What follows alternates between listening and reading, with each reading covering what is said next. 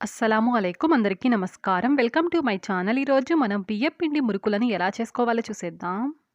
నేను చెప్పిన టిప్స్‌ని, కొలతల్ని ఎగ్జాక్ట్‌గా ఫాలో అయ్యి ఈ మురుకులు చేశారంటే బాగా గుల్లగుల్లగా, క్రిస్పీగా, కరకరలాడుతూ భలే రుచిగా ఉంటాయి. ఈ వీడియోని స్కిప్ చేయకుండా ఎండ్ వరకు చూడండి.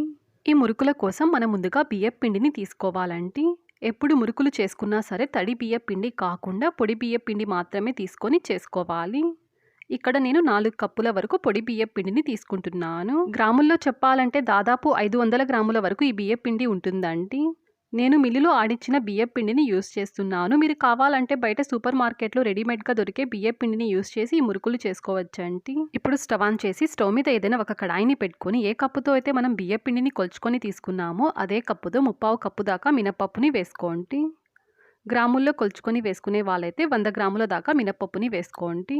మురుకుల్ని ప్రిపేర్ చేసేటప్పుడు ఒక్కొక్కరు ఒక్కొక్క ప్రాసెస్‌ని ఫాలో అవుతూ ఉంటారు. కొంతమంది శనగపిండితో చేస్తారు. ఇంకొంతమంది పుట్నాల పప్పుల పొడితో చేస్తూ ఉంటారు. నేనైతే ఈరోజు మినపప్పుని యూజ్ చేసి ఈ మురుకుల్ని చేస్తున్నాను. మనం వేసుకున్న ఈ మినపప్పు కలర్ కాస్త చేంజ్ అయ్యి క్రిస్పీగా అవ్వాలండి. ఇలా కలర్ చేంజ్ అయ్యి క్రిస్పీగా అయిన తర్వాత వెంటనే వీటిని వేరొక ప్లేట్‌లోకి వేసుకోండి. ఇదే కడాయిలో ఉంటే కడాయి హీట్‌కి మరీ ఎక్కువగా మాడిపోతాయి. ఈ మినపప్పుని మరీ ఎక్కువసేపు వేయించకూడదండి. మరీ ఎక్కువసేపు వేయించుకుంటే మురుకులు టేస్ట్ అంత బావుండవు. మనం మిక్సీలో వేసుకుంటే గ్రైండ్ అయ్యే విధంగా వేయించుకుంటే సరిపోతుందండి. ఈ మినపప్పు పూర్తిగా చల్లారిన తర్వాత మిక్సీ జార్‌లోకి వేసుకొని ఫైన్ పౌడర్ లాగా దీన్ని బ్లెండ్ చేసేసుకోండి. ఇక్కడ మనం 100 గ్రాముల వరకు మినపప్పు తీసుకున్నాం కదా! మనం తీసుకున్న అర కేజీ బియ్యపు పిండికి 100 గ్రాముల మినపప్పు కరెక్ట్‌గా సరిపోతుందండి. కేజీ బియ్యపిండిని యూజ్ చేసి మురుకులు చేసుకునే వాళ్ళైతే 200 గ్రాముల దాకా మినపప్పుని వేసుకోండి. ఇలా ఫైన్ పౌడర్ లాగా బ్లెండ్ చేసేసుకున్న తరువాత ఇందులోకి పావు కప్పు దాకా పుట్నాల పప్పుల్ని వేసుకోండి. గ్రాముల్లో అంటే 25 గ్రామ్స్ వరకు ఉంటుందండి. ఇప్పుడు ఒకసారి దీన్ని మెత్తగా ఫైన్ పౌడర్ లాగా బ్లెండ్ చేసేసుకోండి. కేజీ బియ్యపిండిని యూజ్ చేసి మురుకులు చేసుకునే వాళ్ళైతే 50 గ్రాముల దాకా పుట్నాల పప్పుల్ని వేసుకొని బ్లెండ్ చేసుకోండి.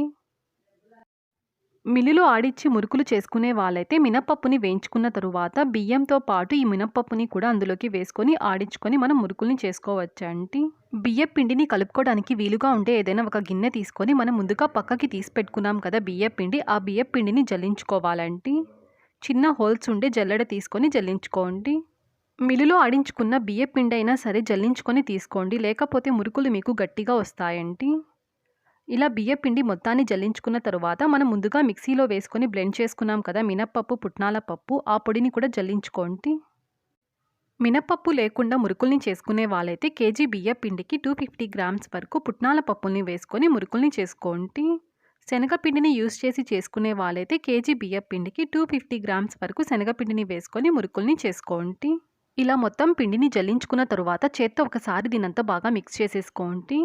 ఇప్పుడు మన టేస్ట్‌కి సరిపడంతగా కొద్దిగా సాల్టు, 1 టీ స్పూన్ దాకా కారపొడిని వేసుకోండి. కారం బాగా తినే వాళ్ళైతే 1.5 టీ స్పూన్ దాకా కారపొడిని యాడ్ చేసుకోండి. తరువాత 1 టీ స్పూన్ దాకా వాముని ఇలాగా చేత్తో నలుపుకొని వేసుకోండి. ఇష్టం ఉన్న వాళ్ళు ఇందులోనే కొద్దిగా నువ్వుల్ని కూడా యాడ్ చేసుకోవచ్చండి. నేనైతే ఇక్కడ యాడ్ చెయ్యట్లేదు. ఇప్పుడు ఒకసారి దీనంతా బాగా మిక్స్ చేసేసుకోండి. మనం వేసుకున్న ఉప్పు, కారం అంతా బాగా పిండిలో కలిసేలాగా బాగా కలుపుకోండి. మురుకులు గట్టిగా లేకుండా బాగా క్రిస్పీగా రావాలంటే ఇందులోకి నూనె లేదంటే వెన్నని యాడ్ చేసుకోవాలి. ఈ స్టేజ్లో అయినా మనం నూనె లేదంటే వెన్నని వేసుకోవచ్చు, లేదంటే పిండిని కలుపుకునేటప్పుడు మిడిల్లో అయినా యాడ్ చేసుకోవచ్చండి. నేనైతే మిడిల్లో వెన్నని యాడ్ చేస్తాను. ఇప్పుడు ఇందులోకి కొద్దిగా వాటర్ని యాడ్ చేసుకుంటూ పిండిని కొంచెం సాఫ్ట్గా కలుపుకోవాలి. ఇప్పుడైతే నేను 2 టేబుల్ స్పూన్ల దాకా వెన్నని యాడ్ చేస్తున్నానండి.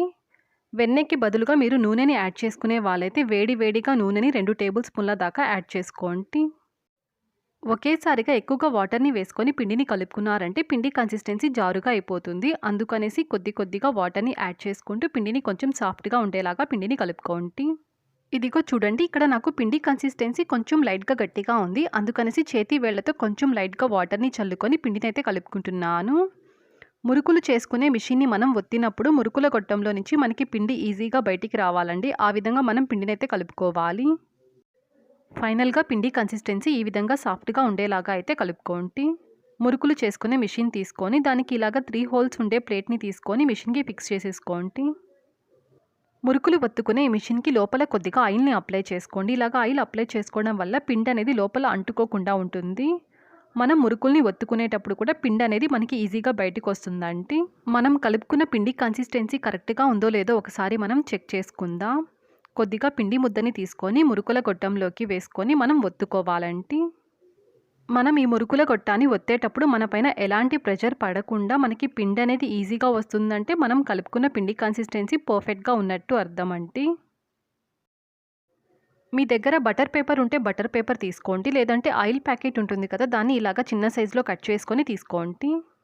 డైరెక్ట్‌గా మనం ఆయిల్‌లో ఈ మురుకుల్ని ఒత్తుకున్నామంటే మనకి హీట్ తగులుతుంది. అందుకనేసి ఇలాగా మనం కవర్ పైన ఒత్తుకుంటున్నాము. మీ దగ్గర బటర్ పేపర్ ఉంటే బటర్ పేపర్ లేదంటే ఇలాగ ఆయిల్ ప్యాకెట్స్ కవర్ పైన మురుకుల్ని ఒత్తుకొని పక్కన పెట్టుకోండి. ఇప్పుడు ఇలాగ చిన్న హోల్స్ ఉండే గరిటె తీసుకోండి. ఈ గరిటెకి కొద్దిగా ఆయిల్‌ని అప్లై చేసుకొని తీసుకోండి. మనం ముందుగా ఒత్తుకున్న ఈ మురుకుల్ని చిల్లుల గరిటె పైన వేసుకొని ఆయిల్‌లో డిప్ చేసుకొని మనం ఫ్రై చేసుకోవడమే అండి. ఇంకొక మెథడ్ వచ్చి మనం ముందుగా ఒత్తుకున్న ఈ మురుకుల్ని చేత్తో తీసుకొని ఆయిల్‌లో వేసుకొని ఫ్రై చేసుకోవడమే. ఇంకొక మెథడ్ ఏంటంటే ఈ చిల్లుల గరిటెకి కొద్దిగా ఆయిల్‌ని అప్లై చేసుకొని డైరెక్ట్‌గా ఈ గరిటె పైన మనం మురుకుల్ని ఒత్తుకొని ఈ గరిటెని ఆయిల్‌లో డిప్ చేసుకొని ఫ్రై చేసేసుకోవడమే అండి. మీకు ఏ మెథడ్ ఈజీగా అనిపిస్తే ఆ మెథడ్‌లో మురుకుల్ని ఒత్తుకొని ఫ్రై చేసుకోండి. ఇప్పుడు వీటిని ఎలా ఫ్రై చేయాలో చూపిస్తాను. దానికోసం స్టవ్ ఆన్ చేసి స్టవ్ మీద ఏదైనా ఒక కడాయిని పెట్టుకొని ఇందులోకి డీప్ ఫ్రైకి సరిపడంతగా ఆయిల్‌ని వేసుకోండి. ఆయిల్ బాగా హీట్ అయిన తరువాత మనం ముందుగా చిల్లుల గరిటె పైన మురుకుని వేసుకున్నాం కదా! ఆ గరిటెని ఆయిల్‌లో అర నిమిషం పాటు డిప్ చేయండి. కాస్త హీట్ తగిలిన తర్వాత ఆ గరిటె దాని నుంచి సెపరేట్ అయిపోతుంది.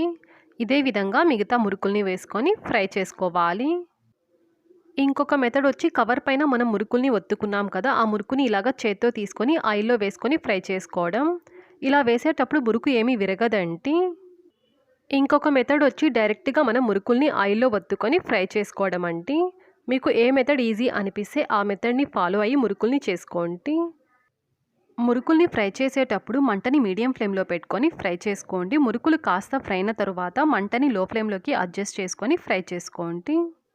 మురుకుల్ని మరీ ఎక్కువసేపు ఫ్రై చేసామంటే చేదుగా అయిపోతాయి, గట్టిగా అయిపోతాయి. అలా అనేసి మరీ తక్కువగా ఫ్రై చేసామంటే పిండి పిండిగా ఉంటాయి. ఇదిగో చూడండి ఈ కలర్ వచ్చేంత వరకు ఫ్రై చేసుకోండి. మురుకులు బావుంటాయి.